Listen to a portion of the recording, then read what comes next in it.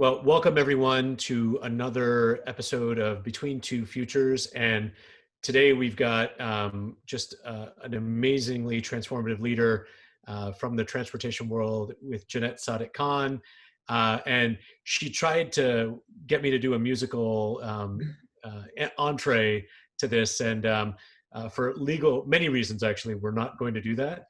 But Janette, it's great to see you. And I first became aware of you when I was actually the Secretary of Transportation in Delaware and hear about all the great things that you were doing in New York City. And, talk to us about some of the transformative change that you brought about in New York City. Well, first of all, it's great to see you, Shailen. And I'm looking forward to the singing at the end of the program. We'll go out on it. We'll go out. We'll go out on it. Excellent. Well, when I became Transportation Commissioner under Mike Bloomberg in 2007, we started by taking a new look at our streets and looking at them as diverse places that can be destinations on their own and not just places and spaces that you drive to on your way to somewhere else. And New York City is a big city. And when you strip it all away, it's made up of small places, block by block, just like every city. And, you can make a big difference starting with a single street.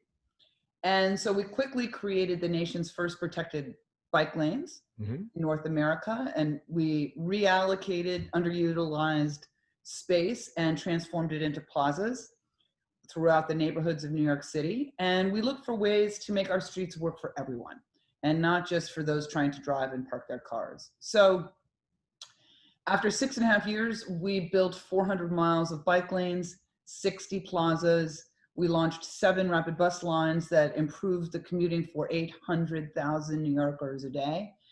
And we took 180 acres, actually, all told by the end, of former road space for cars and reallocated it for everyone to use. And so in addition to making those kinds of changes, importantly, we brought traffic fatality down to its lowest levels since the city started collecting records for it.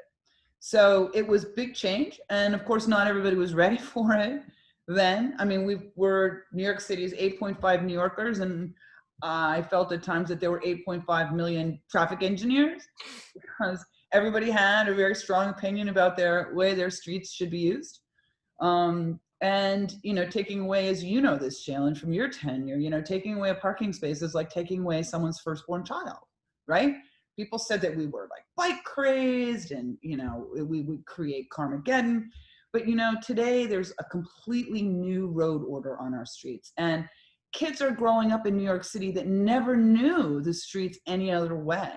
And in movies now, you see City Bike, prominently featured. You see, stations and bike lanes and plazas, and it's a new status quo when it's not just on the silver screen. And I think what's important for listeners to hear is that, it turned out that many people were ahead of the press and the politicians. And in the last poll taken at the end of the Bloomberg administration, the New York Times found that 73% of New Yorkers supported bike share, 72% supported the plazas, and 64% supported the bike lanes. If this had been an election, and we're just about to have an election, it would have been a landslide, even in the fractured environment of this time. And so what's interesting to me too is that not only did this current mayor double down on these strategies, but they become the first line of defense in response to the pandemic. Well, you raise a number of, I think, really important issues. I think in my experience in transportation, we often talk too much about how many cars a road carries, right? So this carries 60,000 vehicles a day or 100,000 vehicles a day. And we need to talk more about the people that are on the road and just that environment that is. I remember going up to New York City and the first time I was up there on Broadway, seeing like a stretch of Broadway, like that wasn't road anymore. I was like, that's weird. And now I go up there and I'm like, that's awesome. And, you have obviously a much more global viewpoint now, and lots of cities, Madrid, London, are following this trend. We were in Copenhagen 2 years ago for the ITS World Congress, and 60+% of trips in Copenhagen are, done on bicycle. And so, now that you've sort of got this more global viewpoint outside of New York City, what are you most excited about that will help bring about this future that we talk about ITS America, one that is safer, greener, and smarter? Well, I think what's interesting is that a lot of the ideas that we pioneered, just a few years ago in New York City are taken off all around the world. And whether it's, rapid implementation plazas, pop-up bike lanes, I mean, you're seeing this in quarters, you mentioned Milan. Milan has been a leader, they were one of the first cities that were hit by the pandemic. And they were really one of the first to respond with a really comprehensive new way of looking at their streets. Under Mayor Sala, they've turned 22 miles of roads into these, transit corridors, bike-friendly corridors, safe corridors. And so, they really turned their 2030 plan into their 2020 plan. And, when 2020 started, we thought the future of transportation was going to be, autonomous vehicles and big data and, e-hail companies. And, Uber was supposed to be profitable for the first time. And then suddenly, traffic in New York City bottomed out at 94%, traffic dropped by 50% nationally. And, 60 million Americans have filed unemployment benefits over the last 6 months. Our streets have not been this quiet since the dawn of the automotive age. And so the global transportation response to all of this, new economy and the new traffic reality really had nothing to do with new tech. It's really been about the street and the old mobility. So you see that in Brussels and Berlin with the pop-up lanes. You see this in London where Mayor Sadik-Khan is making large swaths of central London car-free. You see Mayor Hidalgo in Paris, creating a car-free Rue de Rivoli, saying that she's putting down 400 miles of bike lanes. Taken together, we're seeing a real revolutionary reclaiming of street space for people on a social scale we've never seen before. And I think it really marks a historic turning point for cities. And transportation as we know it has disappeared. And I think cities are recognizing the power to shape what comes next. And I think, in a way, the pandemic didn't just transform our streets, it revealed the streets that we've needed all along. When you think about it, the status quo was broken before.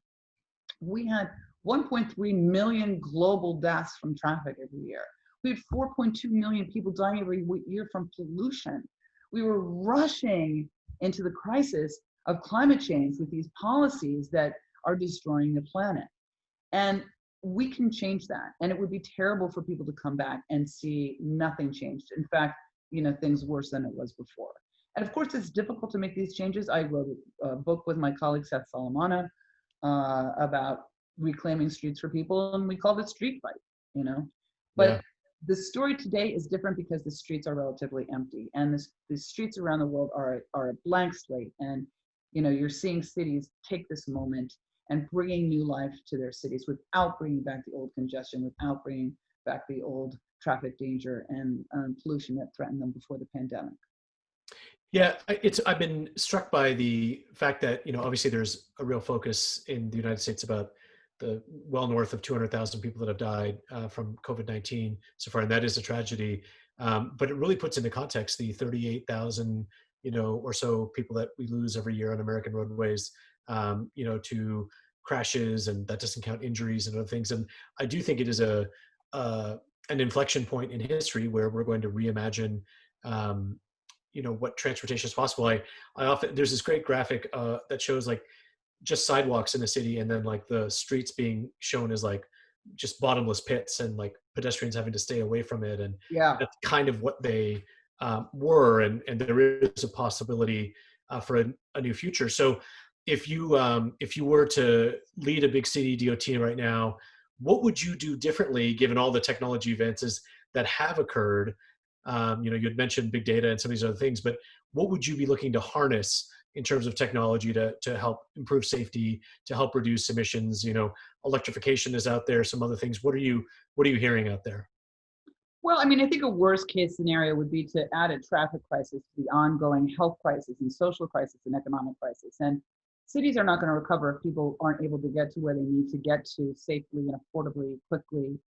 And, unemployment is at its highest level since the Great Depression. And so getting people to work depends on them having safe options for getting to work in the first place.